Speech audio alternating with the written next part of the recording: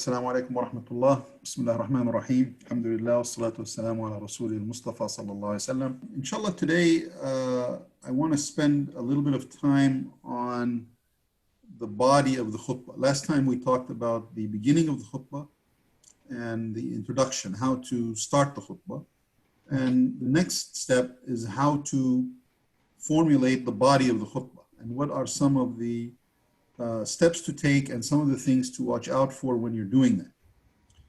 Now, to give you an overview, the body of the khutbah really should have three parts. The first part is the opening, and I didn't label it introduction because we talked about introduction last time. This is really different.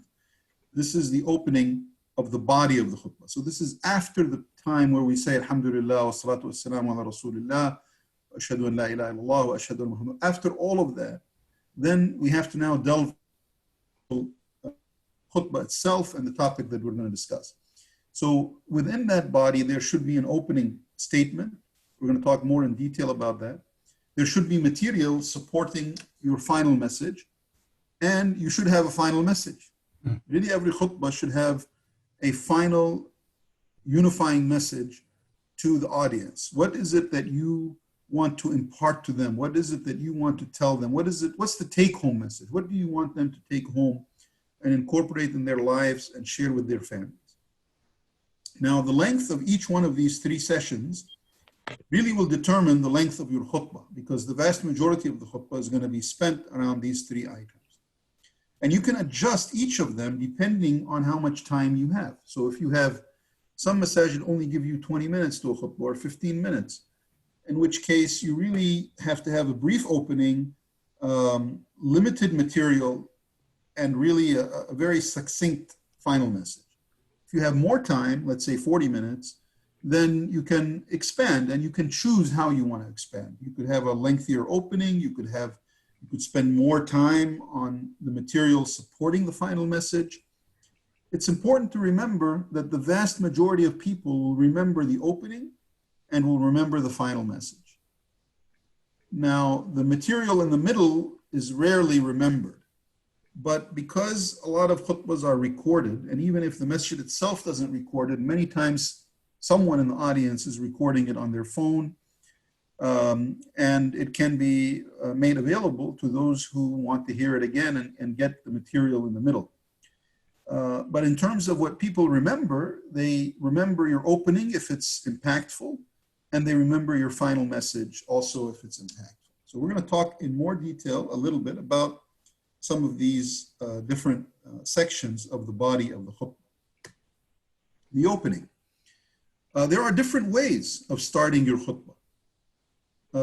Some khateebs stick to, and I'm going to go through some of the different ways of doing it, but some khateebs always start the same way. No matter what khutbah there is. There's a very famous khateeb in the Netherlands. He gives khutbah every Friday in a masjid there, and it's all on YouTube. And he starts always by reading Quran, always. His khutbah always starts after the introduction, he reads Quran. It is best, in my opinion, to be adaptable and really to learn how to use the various types of opening so that you have flexibility, because different topics lend themselves to different types of openings. Sometimes you want to open with an ayah from the Quran because it's more appropriate. Sometimes you want to open with a hadith. Sometimes you want to open with a personal story. So it really depends on the topic that you're trying to discuss. The length of the opening is extremely important. If your opening is too long, then people will forget it. I mean, then it's a khutbah in itself. It should be short enough so that you remember it. But it also should be long enough to have an impact.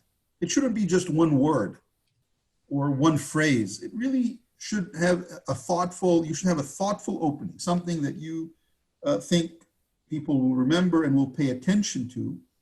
And it's important to remember that your opening, the purpose of it is to grab the attention of the audience. You want them, when they hear your opening, in their mind to think, I want to hear more about this. So you want to create intrigue, and you want them to think, okay, this is interesting. I want to hear more about it. or this is really softens my heart. I want to learn, I want to hear more about this. I want to learn more about this. So now they're going to pay more attention to you as you proceed. If your opening is bland, if your opening is too long, if your opening is more like giving a lecture in a university hall, then they're not going to be attracted to it. And they're going to discount the rest of what you say. They're really not going to pay attention to it, no matter how good of a speaker you may be. Now, there are different types of openings. A very common type is to read an ayah from the Quran that is relative to or related to what you're going to talk about. So, for example, let's say that you're going to give a khutbah about zakat. You can read some of the ayah of zakat. You can. So there's so many different, it depends on what you're discussing. If you want to talk about jihad, you can recite an ayah about jihad. If you want to talk about death, there are ayat of death. If you want to talk about marriage, there are ayat of marriage. So there are so many, alhamdulillah, the Quran has in it guidance for our entire life. So you can always find an ayah, no matter what your topic is. You will find it. Now, sometimes you have to look for it, especially if you're not that familiar with the details of the Quran, but you can find it. There are websites that have, and I shared with you some of those previously, that have a topical guide to the Quran. So what you do is you go in and they have topics. And so you look at the topic you want and it'll tell you all the ayat that are related to that topic. So that can help you identify ayat that may be related to what you're going to talk about. One other type of opening is to use a hadith of the Prophet ﷺ. Again, here, it's a little bit difficult to find a hadith that first is authentic and second, that is truly related to what you're trying to say.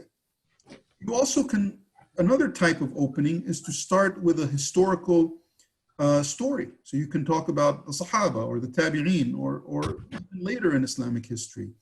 Some kind of historical story that is relevant to the topic you want to discuss. Now you can also use a personal story. So something that happened that you want to share. You have to be careful about that. I don't recommend doing it frequently because people, number one, they don't really care about your personal life, and what's going on. And if you do it too much, they kind of are going to think, well, this guy really thinks highly of himself. He's always telling us his personal story. So it's okay occasionally to put that in there, but that shouldn't be your routine, in my opinion. Some Khateebs really love to do that, but it really shouldn't.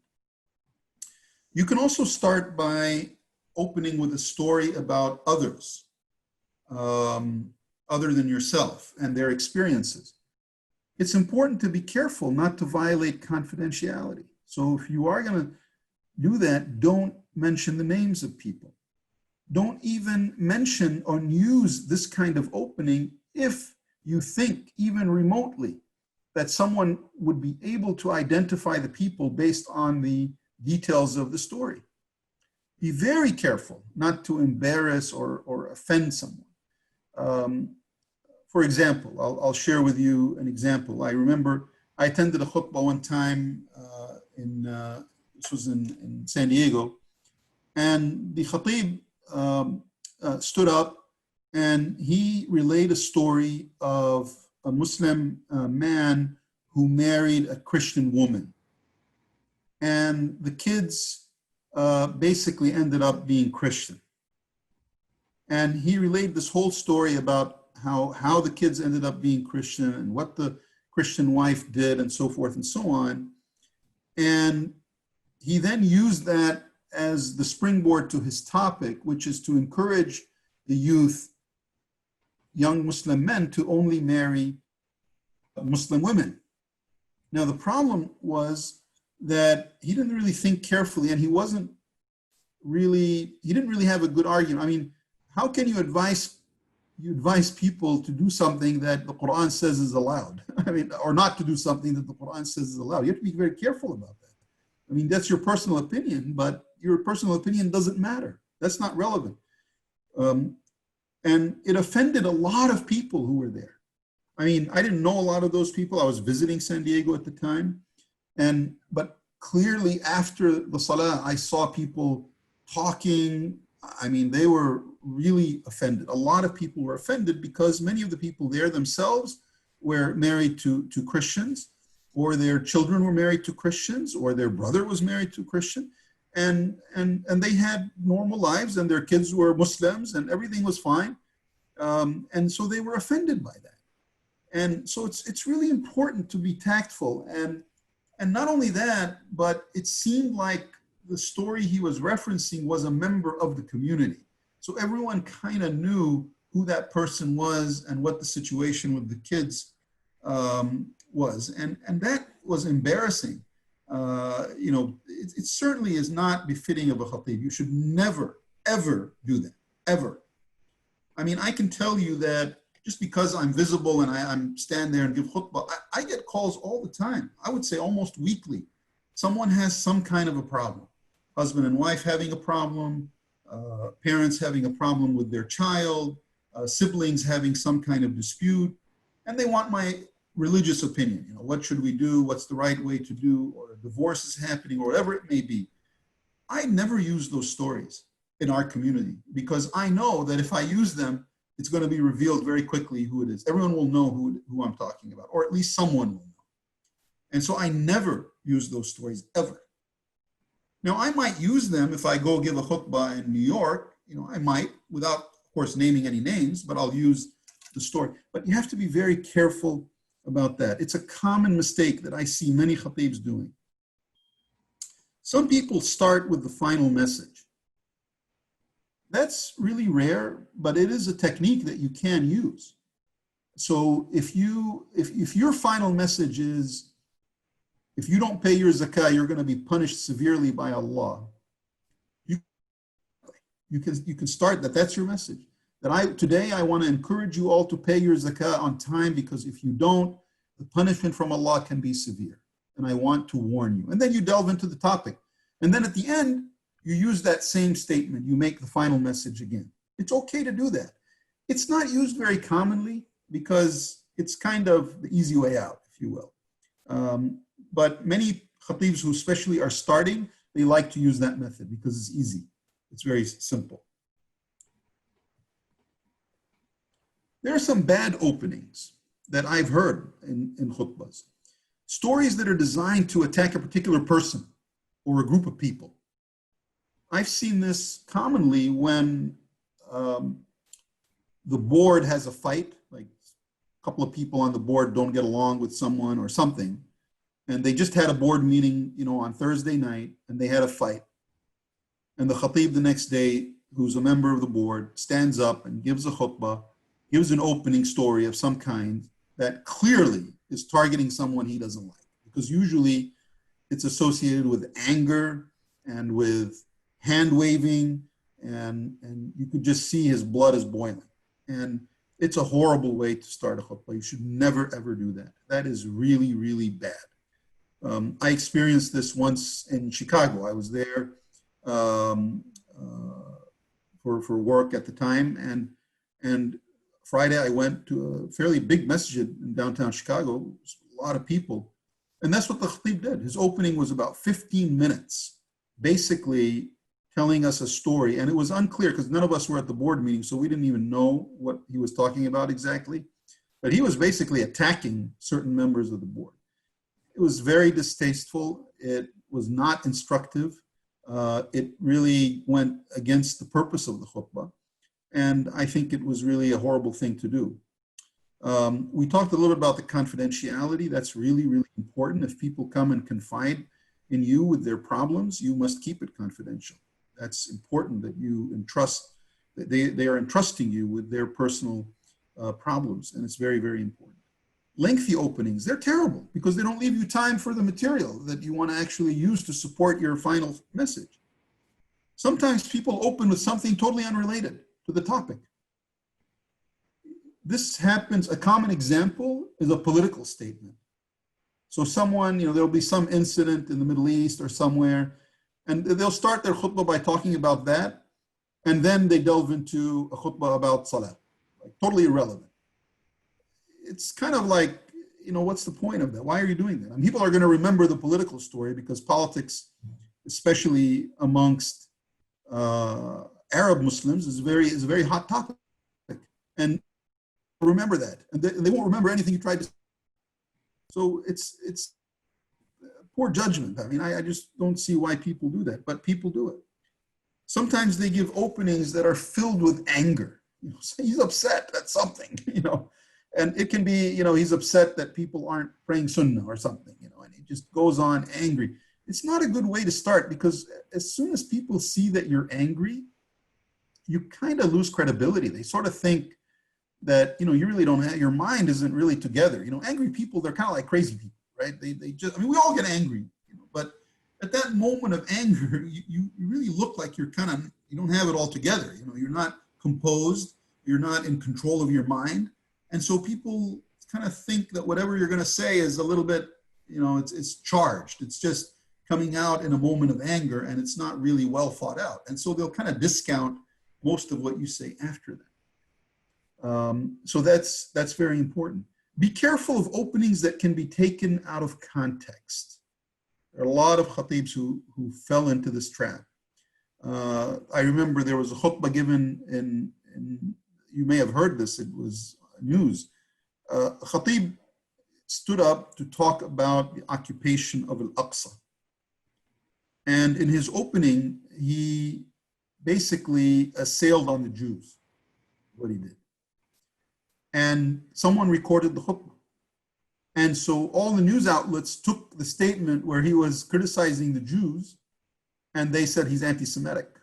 And they actually were calling for his resignation from the Islamic Center. This happened a few years ago. I don't know if you remember that. Totally out of context. If you heard the entire khutbah, that's not really what he was doing. What he was saying was they occupied a land that's not theirs. And he had a legitimate explanation of what his grievance was, which many Muslims believe in. But it was taken out of context to make him look like some evil anti-Semitic, that he hates all Jews. That's not the issue. And in fact, later in his khutbah, he said, we don't hate the Jews. This isn't the issue. The issue is a legitimate right of Masjid al-Aqsa is for Muslims. But again, be careful. Don't put yourself in that trap.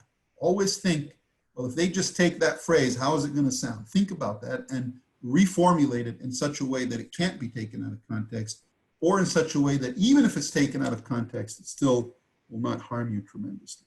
Be very careful about that. Now, after you do your opening, you now have to relay to the audience material that supports your final message. So make sure you do thorough research, and we had a whole presentation on research, and make sure that the translations of the ayat and the hadith are accurate. Also make sure that the hadith you're going to use in your material to support the message are authentic hadith. Think very carefully about how do you want to develop the topic. There are a lot of things you need to consider when doing that. One is you need to consider the scope of your topic. So for example, you can't just wake up one day and say, I want to give a khutbah about salah. I mean, that's 1 month worth of lectures, if not more. I mean, you can't do that. You have to limit what are you going to talk about. You only have 15, 20 minutes for the body of the khutbah. You have to be careful about how you're going to develop the topic. How are you going to focus? Do not wander into disorganized thoughts. I'm sure some of you have heard khutbahs like that. I've heard them. The khateeb gets up there and he starts talking about death, and the next thing you know, he's talking about how eating pork is haram, and then the next thing you know, he's talking about inheritance, and he's just flipping from one topic to another, and you're lost. I mean, you have no idea, what is he trying to say? I mean, what is really the final unifying thought here? And avoid being tangential. It's okay to be a little bit tangential if it's instructive. But there are people who give khutbahs who are tangential like every other sentence. You know, for example, he'll say, the Prophet said, you should visit the graves so that you can be advised about death. And by the way, let me talk a little bit about graves. Graves should be flat on the ground and shouldn't be raised. And by the way, in some Muslim countries, they are raised, and that's a violation. And we should stop bid'ah. And he starts going on, one tangent to another. I mean, one thing leads to another. And he totally forgot the whole issue of He's trying to talk about death. And suddenly we're talking about bid'ah and how the grave should look. I mean, it's totally irrelevant. And people kind of look at that and don't think, never, ever, ever think your audience is not smart. They are smarter than you are. And if you don't believe that, you're a fool. The audience is very attentive. So you're up there talking, you're not thinking. You're talking, you're too busy. But they're listening and they're thinking very carefully about what you're saying, or at least some of them. Some of them may be asleep, that's a different story. But many of them are paying attention. And when they see you crazy like that, that's what they're gonna think. They're gonna think you're nuts. I mean, they're not gonna say that, but they're gonna question it and they're gonna think it in their mind. That this Khateeb has, I mean, what is he trying to say? I mean, I don't understand what he's saying. He's jumping from topic to topic and it makes no sense. And then what happens with many of these Khateebs with disorganized thoughts and tangential thoughts is in the last 5 minutes of the khutbah, they want to rattle through now the material that they had written down to support their final message. And they suddenly find that they don't have time. They ran out of time. And so they can't relay it all. One common way to develop the topic is to start with what the Quran says about the message.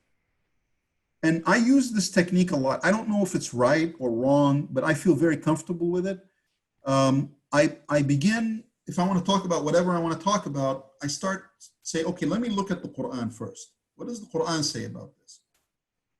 Then I transition to the hadith. I like to mention the hadith of the Prophet ﷺ. What does it say about this final message that I'm trying to relay? And I love history, so I then transition to historical support and context and a context that supports the message.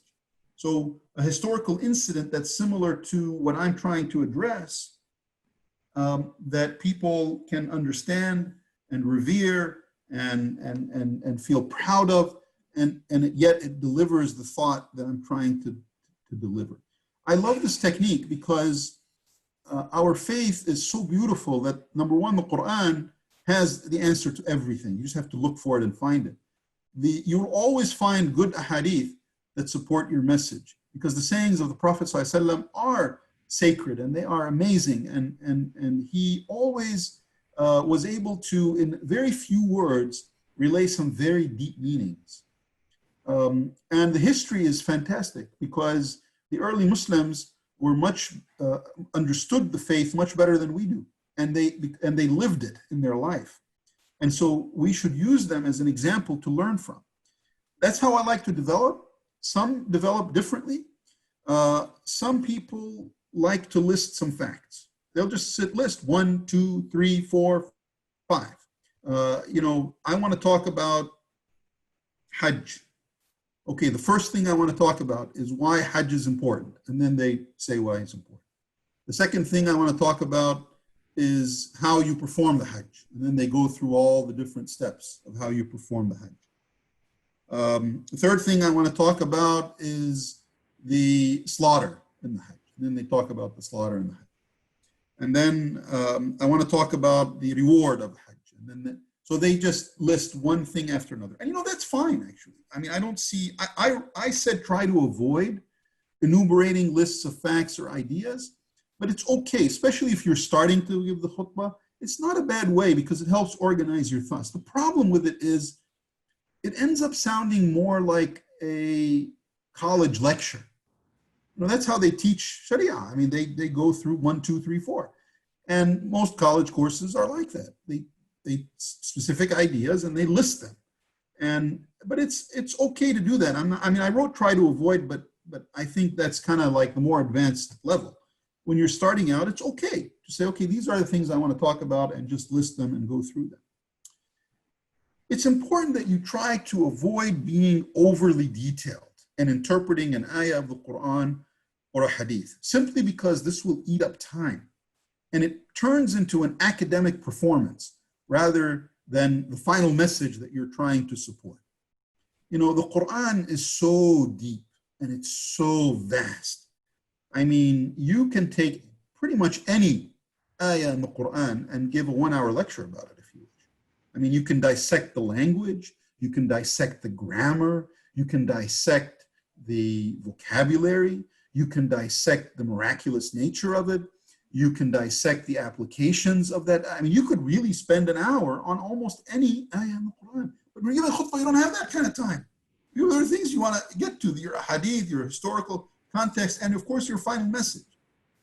And this becomes, people get bored with it because they see it as really academic. I mean, you're really getting into the nitty-gritty details of the ayah, and people, really in a khutbah don't have interest in that. I mean, if they come to a lecture of tafsir, then that's what you should do. I mean, you should delve into the details. But they're not there to hear a tafsir. They're there to hear a khutbah, a reminder. And so it's important to try to remember why you're there and to stay on track. The final message is actually quite important. And you need to really think about your final message. Now, I will tell you that until this day, when I prepare a khutbah, and I think I've told you I like to prepare, at least a week ahead of time if I can. For example, I'm going to be giving the Eid khutbah this Friday. And the time of it is very short. And so shorter ones are harder to make.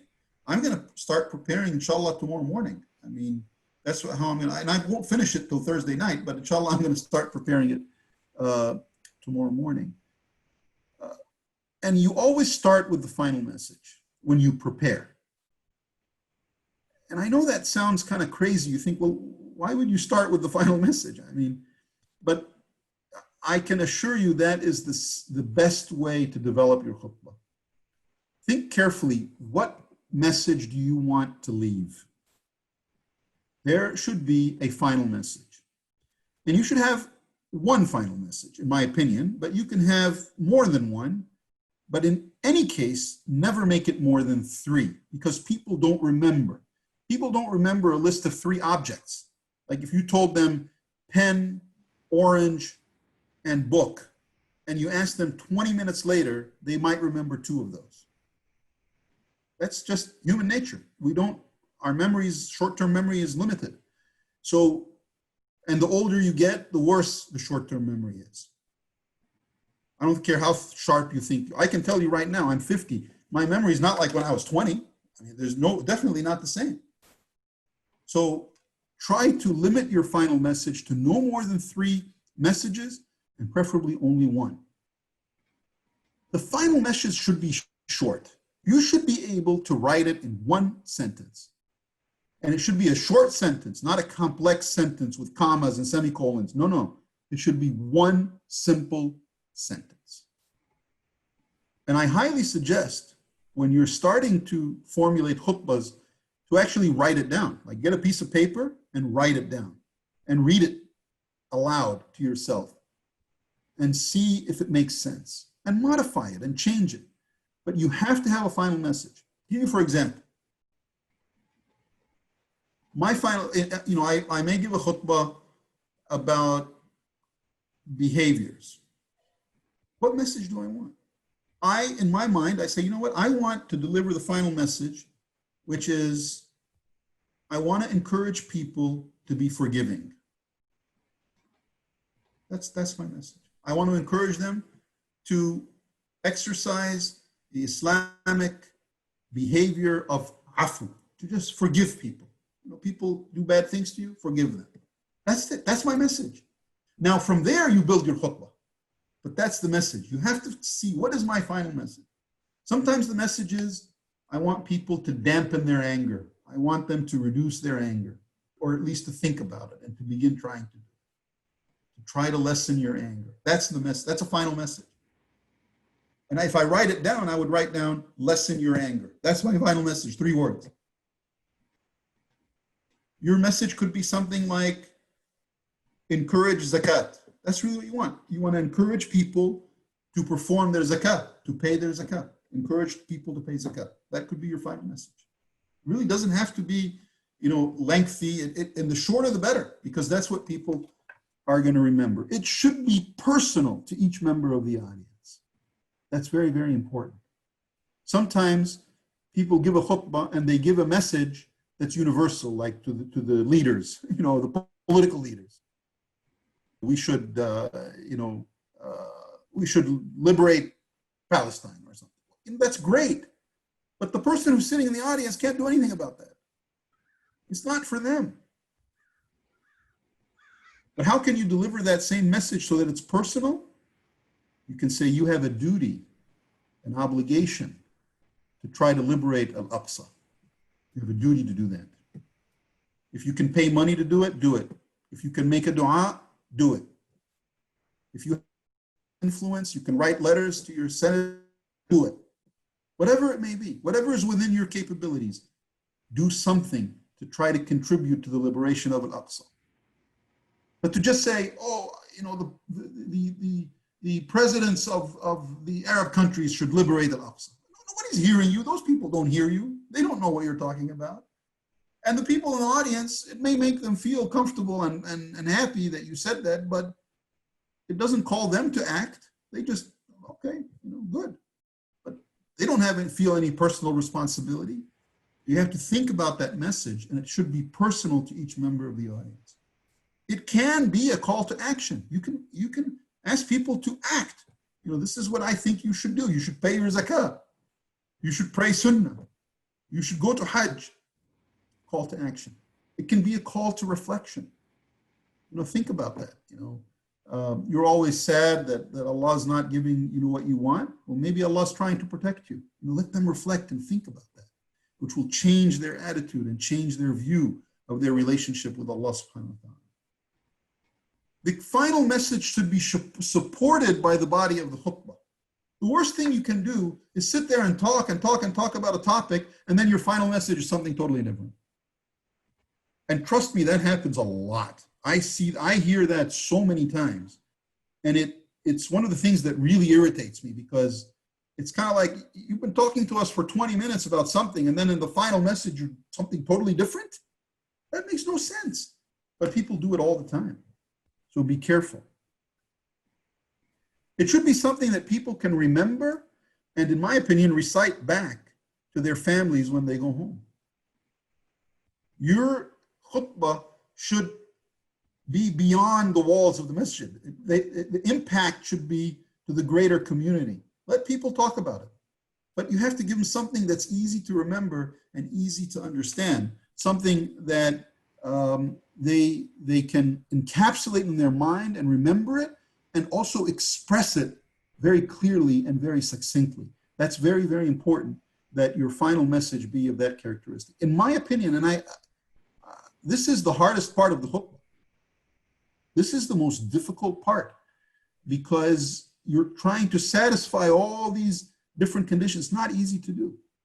It really takes time, and you have to think about it. And sometimes, I mean, for me, you know, some people are really smart and they can just come up with a final message in 1 second and they move with it. I'm not, I mean, I'm good with medicine, but you know, this is different. I tend to write my final message and then I sleep over it. I wait, and then the next day I read it, and then I have a different perspective. Somehow when you sleep over something and you look at it the next day, it looks different. And I modify depending on, and different people have different techniques on how they're going to arrive at their final message. But this is something that you really need to spend some time on thinking. This is not researching. This is thinking. What is your final message?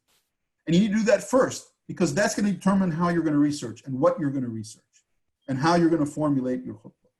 So this is kind of the starting point of designing the khutbah. The timing of the final message is important. When do you want to deliver that final message?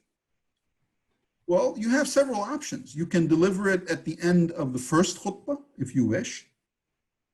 You can defer it to the second khutbah. So the first khutbah is spent on the body of ideas that support your final message. And then when you sit between the two khutbahs, people say istighfar, and then you stand up and you praise Allah, and you kind of now, you're sort of, everyone's attention is back, right? Because they had a break.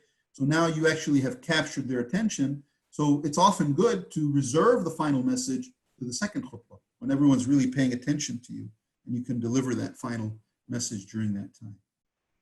A technique that I use often is to deliver it both at the end of the first khutbah and again at the beginning of the second khutbah. Because at the end of the first khutbah, a lot of people are not even listening to me at that point. And and then they revitalize after the short break, and so I send it to them again. I send them the final message a second time. It's important to not forget the final message. Okay, I've seen this many times as well. People will go on in the body, and that the audience got the message. They assume that the audience understood what the objective of the body of the khutbah was. I really encourage you not to do that. Tell people the final message that you want to tell them. Even if it's obvious, even if it's clearly obvious, it's okay, state it, because that's what they're going to remember and take home. Don't expect them to be mathematicians and start deducing and making logical deductions from this hadith and that ayah. And they're not going to do that. They're not going to even remember what you talked about. So don't do that. Tell them what the final message. In my opinion, that makes a big difference between a good khutbah and a great khutbah. You want something that's memorable. So never forget the final message. And that's why I encourage when you're beginning to design your khutbahs to actually write down the final message first, so that it's written on paper and you see it and you don't forget what it is. I'm gonna stop there. Jazakumullah khair. This is the all I have for today. Inshallah, next session. So next Friday is Eid, so we're going to take off that night. We're not going to have this. The Friday after that will continue, and that's going to focus on the ending of the first khutbah, the intermission between both khutbahs, and the start of the second khutbah, and how to do it. And that'll be the next that's more of the mechanics of those parts of the khutbah. So I will end there and ask if anybody has any questions.